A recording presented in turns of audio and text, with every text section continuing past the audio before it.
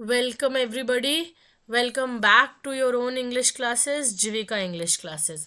आज के वीडियो में हम बात करने वाले हैं 12th बोर्ड के इंग्लिश पेपर में आने वाले एक ऐसे क्वेश्चन की जिसको लेके बच्चों के माइंड में बहुत सारे डाउट्स रहते हैं। बच्चे उसके लिए कुछ शॉर्ट ट्रिक्स और टिप्स जानना चाहते हैं। वही शॉर्ट ट्रिक्स और टिप्स आज हम इस वीडियो में डिस्कस करने वाले हैं। हमारे ग्रामर पोर्शन में आने वाला हमारा सबसे favourite question, do as directed. तो जल्दी से जानते हैं कि इसमें आने वाले अलग अलग क्वेश्चंस को सॉल्व कैसे करते हैं कुछ अच्छे क्वेश्चंस की मदद से। तो देखिए, ये है हमारा सबसे पहला क्वेश्चन और इस क्वेश्चन में हमें दिए हैं दो सेंटेंस।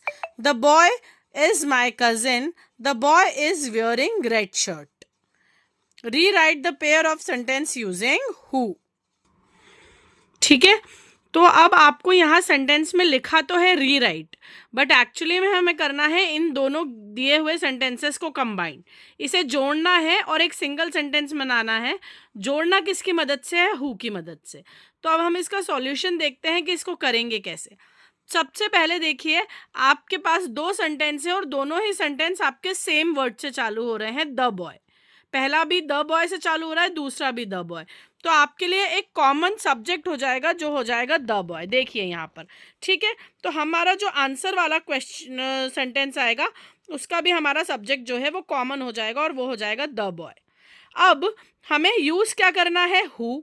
तो हम यहाँ पर सबसे पहले लगा देंगे हु। ठीक है, अब हमारे पास दो सेंटेंस हैं, है ना, पहला और दूसरा। अब हु के बाद हम क्या करेंगे?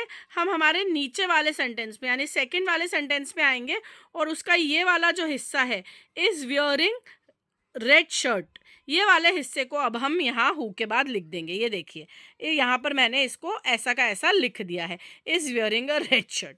अब हमारा देखिए, इन दोनों सेंटेंसेस में से अगर हम देखें तो हमारा द बॉय खत्म हो गया, यहाँ से भी हमने हटा दिया। इज वियरिंग रेड शर्ट भी हमारा खत्म हो गया। अब हमारे पास क्या बचा है? सिर्फ और सिर्फ इज माई कजिन। तो अब आप यहाँ पे लिख दीजिए इज माई कजिन। तो ये हो गया आपका पूरा सेंटेंस सॉल्व। ठीक है, आपको सेंटेंस दिए थे the boy is my cousin, the boy is wearing red shirt, और उसे हु की मदद से आपको कंबाइन करना था। तो आपका सेंटेंस क्या बना? The boy who is wearing a red shirt is my cousin. अब यहाँ पर ध्यान रखने वाली बात यह है कि हमने सब्जेक्ट तो निकाल लिया क्योंकि दोनों का सब्जेक्ट सेम था, द बॉय और द बॉय। ठीक है, अब हमें हु लगाने के बाद यहाँ पर क्या लिखना है?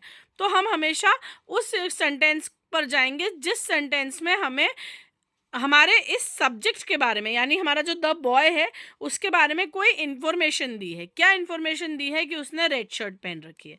तो हम पहले वो लिखेंगे who is wearing a red shirt. अब हमको ये देखना है कि उसके बारे में हम कहना क्या चाह रहे हैं। तो उसके बारे में हम कहना ये चाह रहे हैं कि वो मेरा कजिन है, तो हमने यहाँ पे लिख दिया इज माई कजिन। तो आपका आंसर बन गया the boy who is wearing a red shirt is my cousin. ठीक है, चलिए अब देखते हैं हमारा सेकंड सेंटेंस, सेकंड क्वेश्चन क्या कहता है। हमारे सेकंड क्वेश्चन में भी हमें फिर से दो सेंटेंस दिए हैं।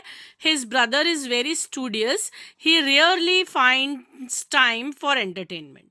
और करना क्या है? इसे हमें सो दैट की मदद से कंबाइन करना है। फिर से इस सेंटेंस को जोड़ना है और इस बार हमें यूज करना है सो दैट। और ये सो दैट जो हम यूज करेंगे, इसको हम सेंटेंस में एक साथ नहीं यूज करेंगे। सो अलग यूज होगा, दैट अलग यूज होगा, अलग अलग जगह पर आएगा। वो कैसे आएगा मैं आपको बताती हूँ। सबसे पहले हमें वापस से क्या देखना है कि हमारे जो सेंटेंस हम बनाएंगे उसका सब्जेक्ट क्या हो सकता है। तो पहले सेंटेंस में हमें बताया गया है हिज ब्रदर और सेकंड सेंटेंस में हमें बताया गया है ही। अब अगर हम ही को सब्जेक्ट लेंगे तो हम समझ नहीं पाएंगे हम किसके बारे में बात कर रहे हैं। बट अगर हम हिज ब्रदर को अपना सब्जेक्ट बनाएंगे तो हमें अच्छे से समझ में आएगा कि हम किसके बारे में बात कर रहे हैं। तो हमारा सबसे पहले हमारा सब्जेक्ट क्या हो जाएगा? His brother. ठीक है, अब हमको आगे क्या करना है? अब हमको आगे ये देखना है कि हम किस बारे में बात कर रहे हैं। हम बात कर रहे हैं कि उसका भाई बड़ा पढ़ाकू है, बहुत ही स्टूडियस है, इसलिए उसे एंटरटेनमेंट के लिए समय नहीं मिलता है। तो ये देखिए, ये कहीं ना कहीं कॉज एंड इफेक्ट वाला एक सेंटेंस है। इस सेंटेंस को कहते हैं कॉज एंड इफेक्ट, यानी इसमें पहले एक काम हो रहा है और उसके कारण से दूसरा काम हो रहा है। तो पहला काम इसमें क्या होगा कि वो बहुत पढ़ाकू है, ठीक है, इसके कारण उसे एंटरटेनमेंट के लिए टाइम नहीं मिलता। तो जो हमारा कॉज है ना, उसको हम पहले लिखते हैं। तो हमारा कॉज क्या है? Is very studious. तो हम क्या लिखेंगे यहाँ पर? अब इसी को हम सबसे पहले लिखेंगे, पर अब हम क्या करेंगे? अब हम यहाँ पर लगाएंगे सो। तो हमने लिखा हिज ब्रदर इज, अब हम लिख देंगे यहाँ पर सो स्टूडियस, है ना। ये हमारा कॉज है, यानी ये हमारी वो एक्टिविटी है, वो काम है जिसके कारण एक दूसरा काम हो रहा है। His brother is so studious. अब हमारा फर्स्ट सेंटेंस खत्म हो गया। हमारे फर्स्ट सेंटेंस से हमने सारी चीजें लिख ली हैं। वेरी की जगह अब हम यहाँ पर सो लगाएंगे, ठीक है। अब सेकंड सेंटेंस पे आते हैं। अब ही का हमें कोई काम नहीं है क्योंकि हमारा सब्जेक्ट ऑलरेडी बन चुका है और वो था हमारा हिज ब्रदर। अब हमें बाकी के सेंटेंस को यूज करना है। Rarely finds time for entertainment. अब देखिए, सो दैट में से हमारे पास लिखने के लिए क्या बचा है? सिर्फ दैट। तो अब आप यहाँ पर लगा देंगे दैट और फिर से आप वापस यहाँ पर लिख देंगे rarely finds time for entertainment. देखिए, his brother is so studious that he rarely finds time for entertainment. ये हमारा पहला हिस्सा हो गया सेंटेंस का, जिसमें हम वो काम बता रहे हैं जिसके कारण से एक दूसरा काम हो रहा है। तो उसका भाई इतना स्टूडियस है कि उसे एंटरटेनमेंट के लिए टाइम मुश्किल से मिलता है। तो his brother is so studious that he rarely finds time for entertainment. तो ये हमारा इसका आंसर हो जाएगा। चलिए आगे बढ़ते हैं और एक और सेंटेंस देखते हैं। और क्या है वो sentence? They are flying kites. क्या करना है? चेंज द वॉइस, यानी इस सेंटेंस का हमें वॉइस चेंज करना है। यानी ये सेंटेंस हमारा एक्टिव वॉइस में है और इसे हमें पैसिव वॉइस में चेंज करना है। देखिए, इसका आंसर आएगा kites are being flown by them. अब बताती हूँ, हम जब भी एक्टिव वॉइस के सेंटेंस को पैसिव वॉइस में चेंज करते हैं तो हम सबसे पहले सब्जेक्ट को ऑब्जेक्ट बना देते हैं और ऑब्जेक्ट को सब्जेक्ट। तो हमारे इस सेंटेंस का ऑब्जेक्ट है काइट्स, तो यह हमारा ऑब्जेक्ट है, तो यहाँ आकर ये बनेगा हमारा सब्जेक्ट काइट्स। अब काइट्स सिंगुलर है या प्लूरल है? सिंगुलर नहीं है, ये प्लूरल है, तो यहाँ लग जाएगा आर। और ये सेंटेंस हमारा कौन से टेंस का है? ये हमारा प्रेजेंट कंटिन्यूअस टेंस का है। तो प्रेजेंट कंटिन्यूअस टेंस में हम क्या करते हैं? हम हमारी इज एम आर जो हेल्पिंग वर्ब होती है वो तो लगाते ही हैं, उसके साथ हम एक और हेल्पिंग वर्ब लगाते हैं जिसे कहते हैं बीइंग, BEING, ठीक है। तो काइट्स आर बीइंग। अब हमें वर्ब का थर्ड फॉर्म यूज करना है। तो हमारी वर्ब यहाँ पर है फ्लाइंग, यानी कि ये फ्लाई का ING फॉर्म है, ठीक है। तो हमें फ्लाई का थर्ड फॉर्म यूज करना है और फ्लाई का थर्ड फॉर्म होता है फ्लोन। तो हमने लिखा काइट्स आर बीइंग फ्लोन। अब हमें लगाना है बाय, है ना। हमारे पैसिव वॉइस के सेंटेंस में बाय का प्रीपोजिशन बहुत इंपॉर्टेंट होता है और बाय के बाद हमने लिखा है देम। अब हमने यहाँ देम क्यों लिखा है? क्योंकि हमारा जो यहाँ पर सब्जेक्ट था दे, उसे हम बना रहे हैं ऑब्जेक्ट। और जब भी हम सब्जेक्ट को ऑब्जेक्ट में ले जाते हैं और अगर वो कोई प्रोनाउन होता है तो वो चेंज होता है, वो सब्जेक्टिव से ऑब्जेक्टिव केस में आ जाता है। तो इसलिए दे का हो जाएगा देम। आपको अगर एक्टिव पैसिव वॉइस से जुड़े ये सभी रूल्स अगर आपको देखने हैं तो इसी चैनल पर आपको एक्टिव पैसिव वॉइस से जुड़े हुए सारे वीडियोस मिल जाएंगे, जिसमें आपको सारे रूल्स बहुत अच्छे से समझ में आ जाएंगे। आप उन वीडियोस को एक बार देखें, आप सब समझ जाएंगे कि एक्टिव पैसिव वॉइस में चेंज कैसे होता है। बट यहाँ पर मैंने आपको फिर भी बहुत शॉर्ट में एक बार बता दिया है कि सबसे पहले आप ऑब्जेक्ट को सब्जेक्ट बना दीजिए, तो आपका हो गया काइट्स। उसके बाद क्योंकि ये प्लूरल है तो यहाँ लगेगा आर के साथ लगेगा बीइंग, क्योंकि ये प्रेजेंट कंटिन्यूअस टेंस का सेंटेंस है तो यहाँ बीइंग लगाना जरूरी है, कंपलसरी है। फिर हम यूज करते हैं हमारी वर्ब का थर्ड फॉर्म। तो हमारी वर्ब है फ्लाई, फ्लाई का थर्ड फॉर्म होता है फ्लोन।